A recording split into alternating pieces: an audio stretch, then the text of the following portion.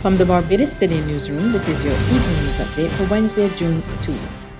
Telecommunications giant Digicel Barbados has a change of heart about his decision to cut ties with soca and dancehall artist Leadpipe in the midst of a firestorm of criticism over his appearance along with other entertainers in a recent music video promoting gun violence and gang activity. This morning, the company announced that it was discontinuing its relationship with its influencer Leadpipe, real name Osvaldo Reed, since its recent musical values do not align with its values. But later in the day, Digicel chairman Ralph Busy Williams told Barbados Today the company is now prepared to forgive the talented artist and bring him back into the fold. Well, I made a decision in this case. It was probably a mistake, and I'm willing to admit it. That I made an impromptu decision. The correct thing to do would have been to have a meeting with Leadpipe and find out what this thing is all about. Why is he doing this? Does he really believe that gun violence and so on is the way to solve Barbados' problems? These are the things that I should have done. Right. But I did not. The leading businessman, however, suggests that Leadpipe should correct his actions. We don't hold malice against anybody. But what I would like for him to do, and for the other people that were involved in the video, is to do another video now that sends the opposite message. That in Barbados we want to live in harmony with each other. We do not want to solve problems by guns. We want to negotiate and to come to agreements with each other, rather than resort to violence and guns. That is my message that I want to send. In other news this Wednesday, Anglican cleric and former diplomat Guy Hewitt has confirmed that he will be making a bid to unseat Verla de Pisa as president of the Democratic Labour Party. In a brief statement, Hewitt said he will fully outline his plan on his return to Barbados next week. He suggests the time is right for change in the DLP. That I have made contact with the branches and have advised them that I will be seeking their nomination for the position of president. As I said when I arrived in Barbados a couple of weeks ago, I had no desire to contest the leadership of the DLP, but persons both inside and outside the party made it clear to me that the time had come for new leadership, not just in the Democratic Labour Party, but also in Barbados. We need to renew confidence in the party of the Right Excellent Errol Walton Barrow, and we need to restore democracy, social cohesion, and a sound economic footing going forward. Residents of Friendly Hall, St. Lucie and neighboring communities will finally have their own recreational park and green space. Today, the Ministry of Environment and National Beautification launched a Clean and Green project at Friendly Hall, where a spot of land will be cleared to pave way for a play park and green space. Minister Adrian Ford says it's critical that Barbados continues to develop green spaces. Look around us. We can see that this is an oasis for biodiversity. And we have the specialists here because that is an important tenet in the way how we build Barbados back. There must be an equal trust in terms of our nature conservation, our ability to preserve our biodiversity and our forestry and allow this country to have a green economic post-COVID recovery. St. Lucie MP Peter Phillips says the project means a lot to residents. We intend to make this project here one of the hallmarks of the Clean and Green project that the Ministry of the Environment and National Beautification is doing. Your environment, and we recognize that our environment is important to us. I always say, every time I visit persons and when I do certain tours, certainly in the Ministry of Agriculture, in terms of visiting wells and checking wells and so on, and in terms of dumping, etc., I always ask persons not to dump illegally, because when you dump illegally, it will come back to haunt you down the road.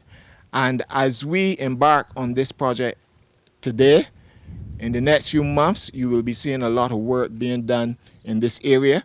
The residents of Husbands Development, Friendly Hall, the residents of Maycott's Terrace, the residents of Broomfield, Husbands, as far off as perhaps Content, will benefit from this park. In today's COVID-19 update, 6 new positive cases of the virus, 2 males and 4 females, were identified on Tuesday from among the 414 tests conducted by the Besta Santos Public Health Laboratory. 39 people are currently in isolation. There have been 4,023 confirmed cases of COVID-19 since the start of the pandemic in March last year. The number of deaths from the virus is 47. Since February 2020, the Public Health Lab has carried out 171,254 tests. The National Vaccination Program for COVID-19 has seen 79,503 people vaccinated against the virus, with 60,816 of them having received both doses of the vaccine. There's regional and international news after this short break.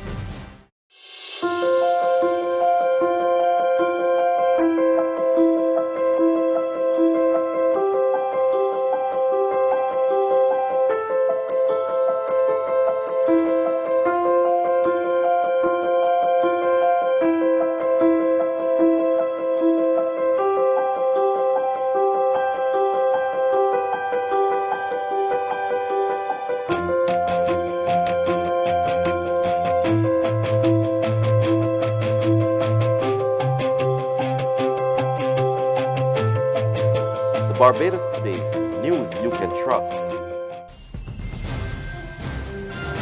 To regional news in Jamaica, some stakeholders are questioning government's changes to the country's COVID-19 protocols. We get the details from TVJ's Ocean Masters. Prime Minister Andrew Holness dubbed it the recrafting of the COVID-19 measures. Measures he strongly defended in his presentation in the lower house Tuesday. But there are questions surrounding whether it encapsulates the plight of the marginalized in society. I have to accept that that's the decision of our leadership, and so we work with what they have said, because that's how they perceive it from the health risk standpoint. That's what I would assume. But we are still maintaining, however, that what we have said in that release still stands. The thing needs some time to revisit it and look at the options and the ways to accomplish the same ends without all the negative repercussions. The only thing I was listening for, which we did last year, was a little bigger number to the funerals, because we were looking at the double standard with the memorial and we not having a memorial. The revised measures include extended curfew hours on weekdays and Saturdays and the reopening of beaches and rivers. On the international front, Prime Minister Benjamin Netanyahu opponents on Wednesday announced they have reached a deal to form a new coalition government, paving the way for the ouster of the longtime Israeli leader.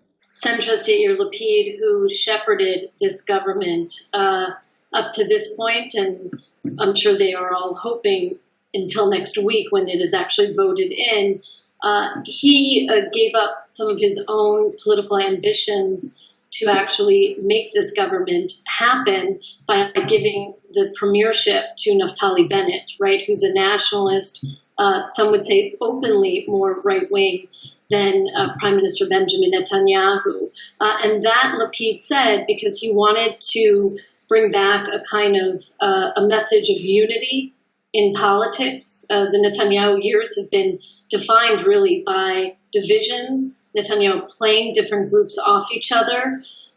So it's not just that they want Netanyahu out, that certainly is the foundation, but it seems that all of these parties are striving to really bring a new kind of discourse and perhaps hope to Israeli politics. And I would say one of the things that perhaps stands out the most in this in the early stages of this new government is the role that the Arab Islamist party, RAM, is going to play.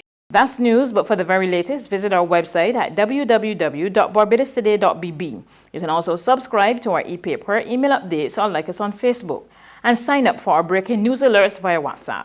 We're also on Izumi Media and bus terminals, as well as screenplay at supermarkets and gas stations near you.